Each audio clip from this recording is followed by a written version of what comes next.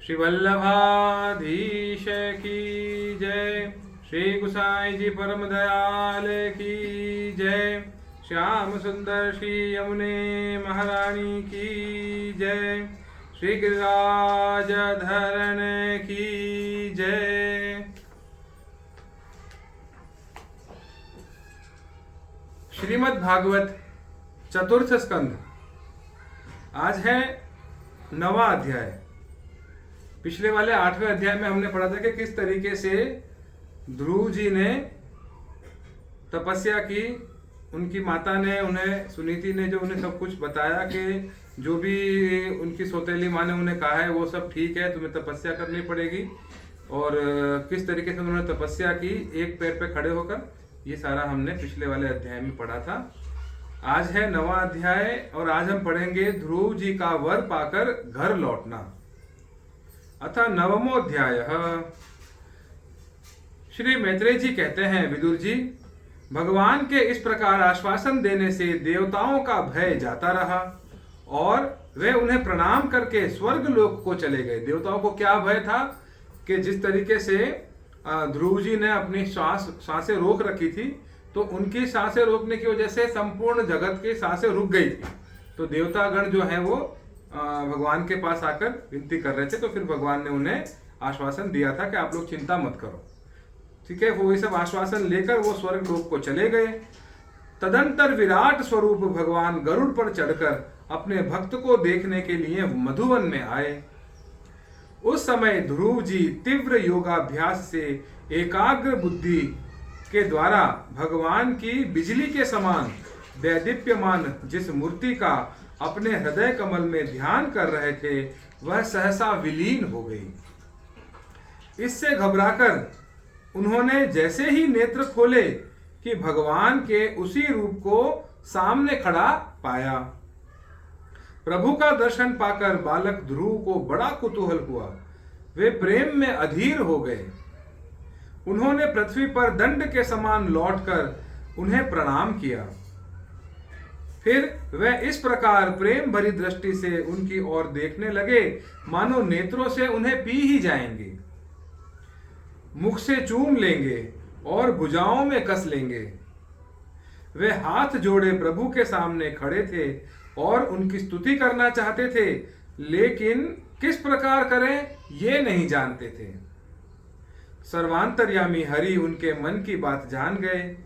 उन्होंने कृपा पूर्वक अपने वेदमय शंख को उनके गाल से छुला दिया। ध्रुव जी भविष्य में अविचल पद प्राप्त करने वाले थे। इस समय शंख का स्पर्श होते ही उन्हें वेदमयी दिव्य वाणी प्राप्त हो गई और जीव तथा ब्रह्म के स्वरूप का भी निश्चय हो गया। वे अत्यंत भक्ति भाव से धैर्य पूर्वक विश्व विख्यात कीर्तिमान श्री हरि की स्तुति करने लगे। ध्रुव जी ने कहा, प्रभु आप सर्वशक्ति संपन्न हैं। आप ही मेरे अंतःकरण में प्रवेश कर अपने तेज से मेरी इस सोई हुई वाणी को सजीव करते हैं तथा हाथ, पैर, कान और त्वचा आदि अन्यान्य इंद्रियों एवं प्राणों को भी चेतनता देते हैं। मैं आप अंतर्यामी भगवान को प्रणाम करता हूँ। भगवान आप एक ही हैं, परंतु अपनी अनंत गुणमयी माया शक्ति से इस महद आदि संपूर्ण प्रपंच को रचकर अंतर्यामी रूप से उसमें प्रवेश कर जाते हैं और फिर इसके इंद्रियादि असत गुणों में उनके अधिष्ठात्र देवताओं के रूप में स्थित होकर अनेक रूप भासते हैं। ठीक वैसे ही जैसे तरह तरह की लकड़ियों में प्रकट हुई आग अपनी उपाधियों के अनुसार भिन्न भिन्न रूपों में दिखती है। नाथ, सृष्टि के आरंभ में ब्रह्मा जी ने भी आपकी शरण लेकर आपके दिए हुए ज्ञान के प्रभाव से ही इस जगत को सोकर उठे हुए पुरुष के समान देखा था। दीन बंधु, उन्हीं आपके चरण तल का मुक्त पुरुष भी आश्रय लेते हैं। कोई भी कृतज्ञ पुरुष उन्हें कैसे भूल सकता है। प्रभु, इन शवतुल्य शरीरों के द्वारा भोगा जाने वाला इंद्रिय और विषयों के संसर्ग से उत्पन्न सुख तो मनुष्यों को नरक में भी मिल सकता है, जो लोग इस विषय सुख के लिए लालायित रहते हैं और जो जन्म मरण के बंधन से छुड़ा देने वाले कल्पतरु स्वरूप आपकी उपासना भगवत प्राप्ति के सिवा किसी अन्य उद्देश्य से करते हैं, उनकी बुद्धि अवश्य ही आपकी माया के द्वारा ठगी गई है। नाथ, आपके चरण कमलों का ध्यान करने से और आपके भक्तों के पवित्र चरित्र सुनने से प्राणियों को जो आनंद प्राप्त होता है वह निजानंद स्वरूप ब्रह्म में भी नहीं मिल सकता। फिर जिन्हें काल की तलवार काटे डालती है, उन स्वर्गीय विमानों से गिरने वाले पुरुषों को तो वह सुख मिल ही कैसे सकता है। अनंत परमात्मन, मुझे तो आप उन विशुद्ध हृदय महात्मा भक्तों का संग दीजिए जिनका आप में अविच्छिन्न भक्ति भाव है। उनके संग में मैं आपके गुणों और लीलाओं की कथा सुधा को पी पी कर उन्मत्त हो जाऊंगा और सहज ही इस अनेक प्रकार के दुखों से पूर्ण भयंकर संसार सागर के उस पार पहुंच जाऊंगा। कमलनाभ प्रभु, जिनका चित्त आपके चरण कमल की सुगंध में लुभाया हुआ है, उन महानुभावों का जो लोग संग करते हैं वे अपने इस अत्यंत प्रिय शरीर और इसके संबंधी पुत्र मित्र ग्रह और स्त्री आदि की सुधि भी नहीं करते। अजन्मा परमेश्वर, मैं तो पशु वृक्ष पर्वत पक्षी सर्प आदि रेंगने वाले जंतु देवता दैत्य और मनुष्य आदि से परिपूर्ण तथा महद आदि अनेकों कारणों से संपादित आपके इस सदसदात्मक स्थूल विश्व रूप को ही जानता हूं। इससे परे जो आपका परम स्वरूप है, जिसमें वाणी की गति नहीं है, उसका मुझे पता नहीं है। भगवान, कल्प का अंत होने पर योग निद्रा में स्थित जो परम पुरुष इस संपूर्ण विश्व को अपने उदर में लीन करके शेष जी के साथ उन्हीं की गोद में शयन करते हैं तथा जिनके नाभि समुद्र से प्रकट हुए सर्वलोकमय सुवर्ण वर्ण कमल से परम तेजोमय ब्रह्मा जी उत्पन्न हुए, वे भगवान आप ही हैं। मैं आपको प्रणाम करता हूँ। प्रभु, आप अपनी अखंड चिन्मयी दृष्टि से बुद्धि की सभी अवस्थाओं के साक्षी हैं तथा नित्य मुक्त शुद्ध सत्वमय सर्वज्ञ परमात्म स्वरूप निर्विकार आदि पुरुष षडेश्वर्य संपन्न एवं तीनों गणों के अधीश्वर हैं। आप जीव से सर्वथा भिन्न हैं तथा संसार की स्थिति के लिए यज्ञाधिष्ठाता विष्णु रूप से विराजमान हैं। आपसे ही विद्या अविद्या आदि विरुद्ध गतियों वाली अनेकों शक्तियां धारावाहिक रूप से निरंतर प्रकट होती रहती हैं। आप जगत के कारण अखंड अनादि अनंत आनंदमय निर्विकार ब्रह्म स्वरूप हैं। मैं आपकी शरण में हूं। भगवान, आप परमानंद मूर्ति हैं। जो लोग ऐसा समझकर निष्काम भाव से आपका निरंतर भजन करते हैं, उनके लिए राज्य आदि भोगों की अपेक्षा आपके चरण कमलों की प्राप्ति ही भजन का सच्चा फल है। स्वामिन, यद्यपि बात ऐसी ही है तो भी गौ जैसे अपने तुरंत के जन्मे हुए बछड़े को दूध पिलाती और व्याघ्र आदि से बचाती रहती है, उसी प्रकार आप भी भक्तों पर कृपा करने के लिए निरंतर विकल रहने के कारण हम जैसे सकाम जीवों की भी कामना पूर्ण करके उनकी संसार भय से रक्षा किया करते हैं। श्री मैत्रेय जी कहते हैं, विदुर जी, जब शुभ संकल्प वाले मतिमान ध्रुव जी ने इस प्रकार स्तुति की, तब भक्तवत्सल भगवान उनकी प्रशंसा करते हुए कहने लगे। भगवान ने कहा, उत्तम व्रत का पालन करने वाले राजकुमार, मैं तेरे हृदय का संकल्प जानता हूं। यद्यपि उस पद का प्राप्त होना बहुत कठिन है, तो भी मैं तुझे वह देता हूं। तेरा कल्याण हो। भद्र, जिस तेजोमय अविनाशी लोक को आज तक किसी ने प्राप्त नहीं किया, जिसके चारों ओर ग्रह, नक्षत्र और तारागण, ज्योतिष चक्र उसी प्रकार चक्कर काटता रहता है जिस प्रकार मेढ़ी के चारों ओर दवरी के बैल घूमते रहते हैं। मेढ़ी का मतलब होता है कटी हुई फसल, धान, गेहूं आदि को कुचलने के लिए घुमाए जाने वाले बैल जिस खंभे में बंधे रहते हैं उसको मेढ़ी कहा जाता है।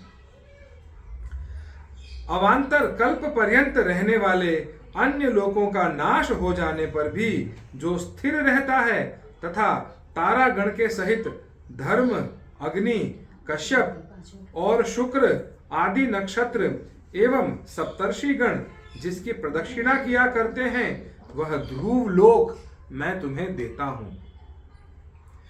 यहां भी जब तेरे पिता तुझे राज सिंहासन देकर वन को चले जाएंगे तब तू 36,000 वर्ष तक धर्म पूर्वक पृथ्वी का पालन करेगा। तेरी इंद्रियों की शक्ति जैसे की तैसे बनी ही रहेगी। आगे चलकर किसी समय तेरा भाई उत्तम शिकार खेलता हुआ मारा जाएगा। तब उसकी माता सुरुचि पुत्र प्रेम में पागल होकर उसे वन में खोजती हुई दावानल में प्रवेश कर जल जाएगी। यज्ञ मेरी प्रिय मूर्ति है, यज्ञ मेरी प्रिय मूर्ति है। तू अनेकों बड़ी बड़ी दक्षिणाओं वाले यज्ञों के द्वारा मेरा यजन करेगा तथा यहाँ उत्तम उत्तम भोग भोग कर अंत में मेरा ही स्मरण करेगा। इससे तू अंत में संपूर्ण लोकों के वंदनीय और सप्तर्षियों से भी ऊपर मेरे निज धाम को जाएगा, जहां पहुंच जाने पर फिर संसार में लौटकर नहीं आया जाता। मैत्रेय जी कहते हैं, बालक ध्रुव के इस प्रकार पूजित हो और उसे अपना पद प्रदान कर भगवान श्री गरुड़ध्वज उसके देखते देखते अपने लोक को चले गए। प्रभु की चरण सेवा से संकल्पित वस्तु प्राप्त हो जाने के कारण यद्यपि ध्रुव जी का संकल्प तो निवृत्त हो गया, किंतु उनका चित्त विशेष प्रसन्न नहीं हुआ। फिर वे अपने नगर को लौट गए। विदुर जी ने पूछा, ब्राह्मण, मायापति श्री हरि का परम पद तो अत्यंत दुर्लभ है और मिलता भी उनके चरण कमलों की उपासना से ही है।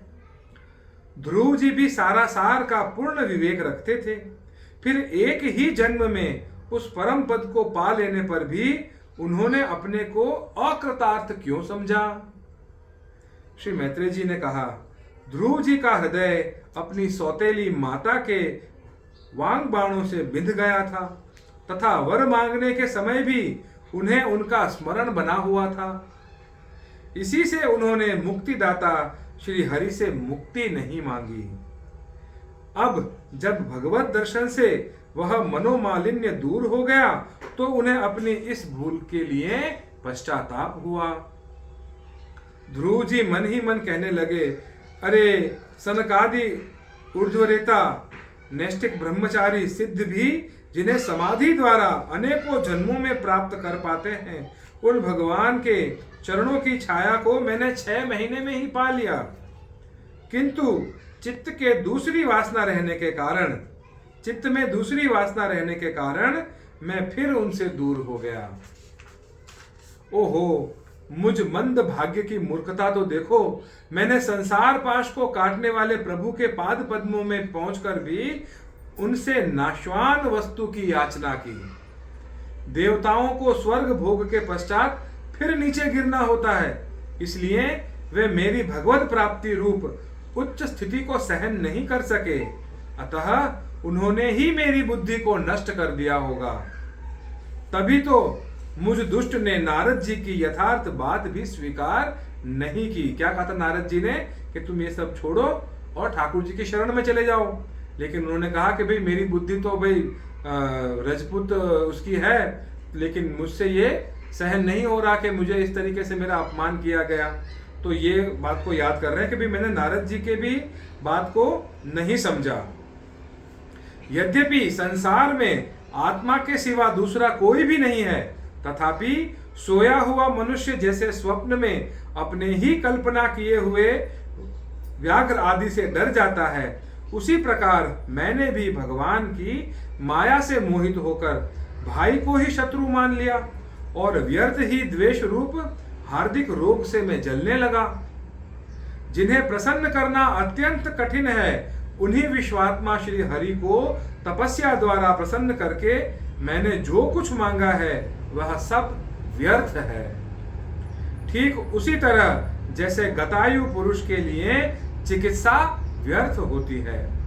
ओह, मैं बड़ा भाग्यहीन हूं। संसार बंधन का नाश करने वाले प्रभु से मैंने संसार ही मांगा। मैं बड़ा ही पुण्यहीन हूं। जिस प्रकार कोई कंगला किसी चक्रवर्ती सम्राट को प्रसन्न करके उससे तुष सहित चावलों की फनी मांगे, चावलों की कणी मांगे, उसी प्रकार मैंने भी आत्मानंद प्रदान करने वाले श्री हरि से मूर्खतावश व्यर्थ का अभिमान बढ़ाने वाले उच्च पद की ही मांग की। श्री मैत्री जी कहते हैं, तात, तुम्हारी तरह जो लोग श्री मुकुंद पादारविंद मकरंद के ही मधुकर हैं, जो निरंतर प्रभु के चरण रज का ही सेवन करते हैं और जिनका मन अपने आप आई हुई सभी परिस्थितियों में संतुष्ट रहता है, वे भगवान से उनकी सेवा के सिवा अपने लिए और कोई पदार्थ नहीं मांगते। इधर जब राजा उत्तानपाद ने सुना कि उनका पुत्र ध्रुव घर लौट रहा है, तो उन्हें इस बात पर वैसे ही विश्वास नहीं हुआ जैसे कोई किसी के यमलोक से लौटने की बात पर विश्वास न करे। उन्होंने यह सोचा कि मुझ अभागे का ऐसा भाग्य कहां, परंतु फिर उन्हें देवर्षि नारद की बात याद आ गई। इससे उनका इस बात में विश्वास हुआ और वे आनंद के वेग से अधीर हो उठे। उन्होंने अत्यंत प्रसन्न होकर यह समाचार लाने वाले को एक बहुमूल्य हार दिया। राजा उत्तानपाद ने पुत्र का मुख देखने के लिए उत्सुक होकर बहुत से ब्राह्मण कुल के बड़े बूढ़े मंत्री और बंधुजनों को साथ लिया तथा एक बढ़िया घोड़े वाला स्वर्ण जटित रथ पर सवार होकर वे झटपट नगर के बाहर पहुंच गए। उनके आगे आगे वेद ध्वनि होती जाती थी तथा शंख, दुंदुभी एवं वंशी आदि अनेकों मांगलिक बाजे बजते जाते थे। उनकी दोनों रानियां सुनीति और सुरुचि भी सुवर्णमय आभूषणों से विभूषित होकर राजकुमार उत्तम के साथ पालकियों पर चढ़कर चल रही थी। ध्रुव जी उपवन के पास आ पहुंचे। उन्हें देखते ही महाराज उत्तानपाद तुरंत रथ से उतर पड़े। पुत्र को देखने के लिए वे बहुत दिनों से उत्कंठित हो रहे थे। उन्होंने झटपट आगे बढ़कर प्रेमातुर हो लंबी लंबी सांसें लेते हुए ध्रुव को अपनी भुजाओं में भर लिया। अब ये पहले के ध्रुव नहीं थे। प्रभु के परम पुनीत पाद पद्मों का स्पर्श होने से इनके समस्त पाप बंधन कट चुके थे। राजा उत्तानपाद की एक बहुत बड़ी कामना पूर्ण हो गई। उन्होंने बार बार पुत्र का सिर सूंघा और आनंद तथा प्रेम के कारण निकलने वाले ठंडे ठंडे आंसुओं से उन्हें नहला दिया। तदंतर सज्जनों में अग्रगण्य ध्रुव जी के पिता के चरणों में प्रणाम किया। ध्रुव जी ने पिता के चरणों में प्रणाम किया और उनसे आशीर्वाद पाकर कुशल प्रश्नादि से सम्मानित हो दोनों माताओं को प्रणाम किया। छोटी माता सुरुचि ने अपने चरणों पर झुके हुए बालक ध्रुव को उठाकर हृदय से लगा लिया और अश्रुगदगद वाणी से चिरंजीवी रहो ऐसा आशीर्वाद दिया। जिस प्रकार जल स्वयं ही नीचे की ओर बहने लगता है, उसी प्रकार मैत्री आदि गुणों के कारण जिस पर श्री भगवान प्रसन्न हो जाते हैं, उसके आगे सभी जीव झुक जाते हैं। इधर उत्तम और ध्रुव दोनों ही प्रेम से विह्वल होकर मिले। एक दूसरे के अंगों का स्पर्श पाकर उन दोनों के ही शरीर में रोमांच हो आया तथा नेत्रों से बार बार अश्रुओं की धारा बहने लगी। ध्रुव की माता सुनीति अपने प्राणों से भी प्यारे पुत्र को गले लगाकर सारा संताप भूल गई। उसके सुकुमार अंगों के स्पर्श से उसे बड़ा ही आनंद प्राप्त हुआ। वीरवर विदुर जी, वीर माता सुनीति के स्तन उसके नेत्रों से झरते हुए मंगलमय आनंद अश्रुओं से भीग गए और उनसे बार बार दूध बहने लगा। उस समय पुरवासी लोग उनकी प्रशंसा करते हुए कहने लगे, महारानी जी, आपका लाल बहुत दिनों से खोया हुआ था, सौभाग्यवश वह अब लौट आया है। यह हम सब का दुख दूर करने वाला है, बहुत दिनों तक भूमंडल की रक्षा करेगा। आपने अवश्य ही शरणागत भयभंजन श्री हरि की उपासना की है। उनका निरंतर ध्यान करने वाले धीर पुरुष परम दुर्जय मृत्यु को भी जीत लेते हैं। विदुर जी, इस प्रकार जब सभी लोग ध्रुव के प्रति अपना लाड प्यार प्रकट कर रहे थे, उसी समय उन्हें भाई उत्तम के सहित हथनी पर चढ़ाकर महाराज उत्तानपाद ने बड़े हर्ष के साथ राजधानी में प्रवेश किया। उस समय सभी लोग उनके भाग्य की बड़ाई कर रहे थे।